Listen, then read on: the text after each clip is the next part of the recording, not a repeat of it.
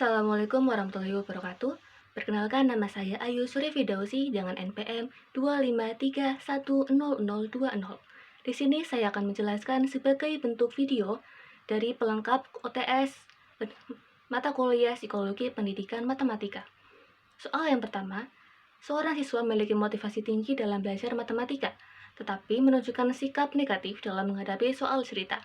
Analisisnya, yang pertama dapat disimpulkan jikalau siswa tersebut memiliki motivasi yang tinggi, dan yang kedua, sikap negatif itu muncul ketika menghadapi soal cerita, sehingga dapat ditarik kesimpulan bahwa 1.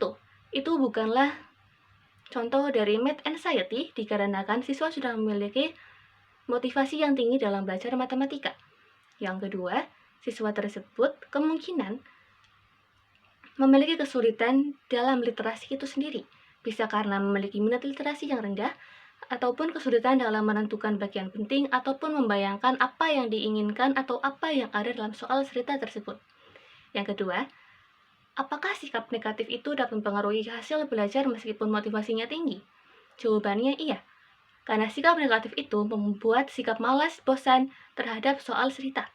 Nah, hal ini membuat siswa tersebut akan menjadi pilih-pilih terhadap soal, mana yang ingin dia kerjakan dengan serius, dan mana yang tidak ingin kerjakan dengan serius atau bahkan dia abaikan begitu saja.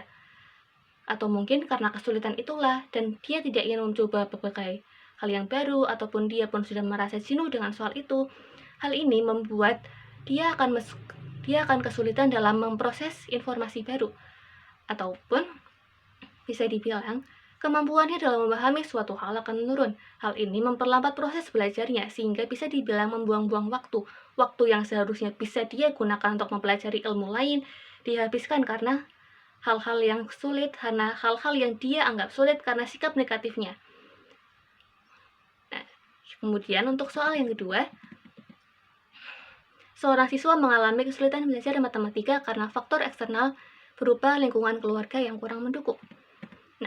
Rancangan programnya yang pertama, orang tua dapat dipanggil ke sekolah untuk dibimbing.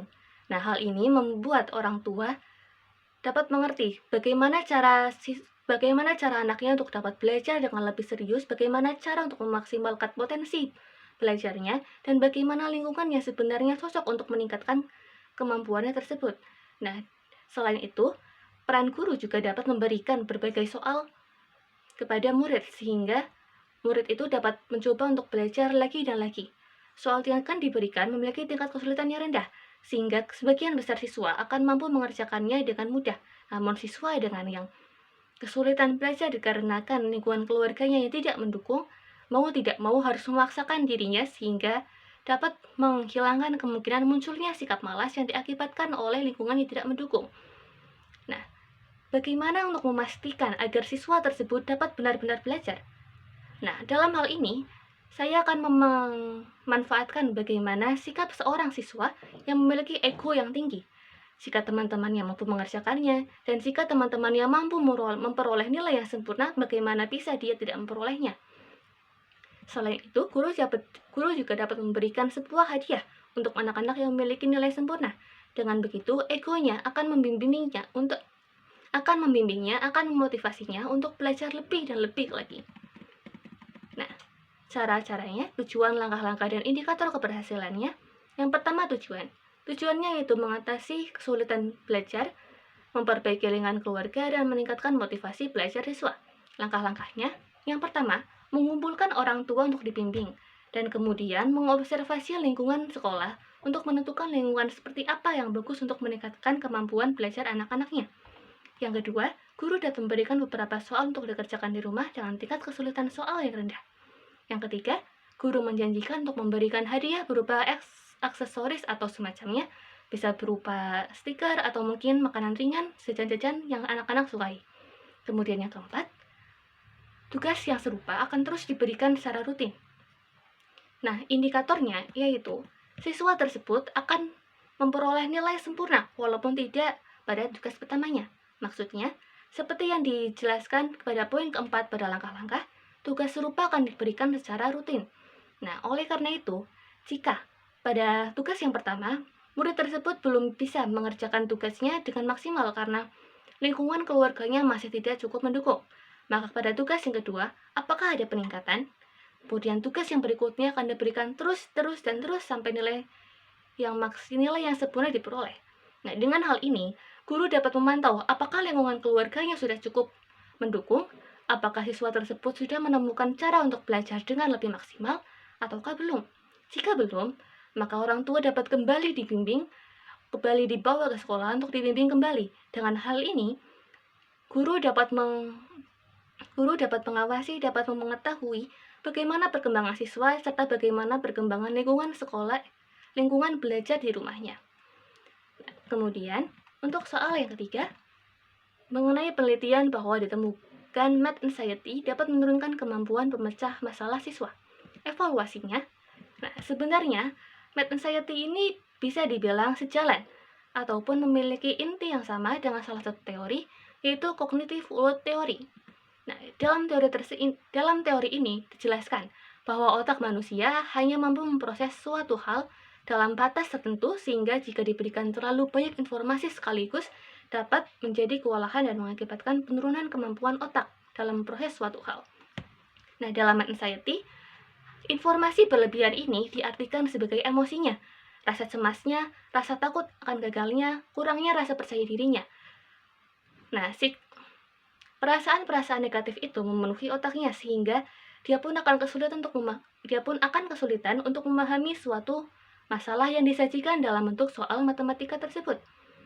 Oleh karena itu, karena penuhnya otaknya akan hal-hal negatif itu, dia pun tidak menyadari jikalau sebenarnya dia bisa, kalau sebenarnya dia mampu. Namun karena tertutupi dan terhalangi oleh kecemasan tersebut, sehingga dia pun mengalami penurunan kemampuan, sehingga dia pun tidak bisa untuk memecahkan soal tersebut.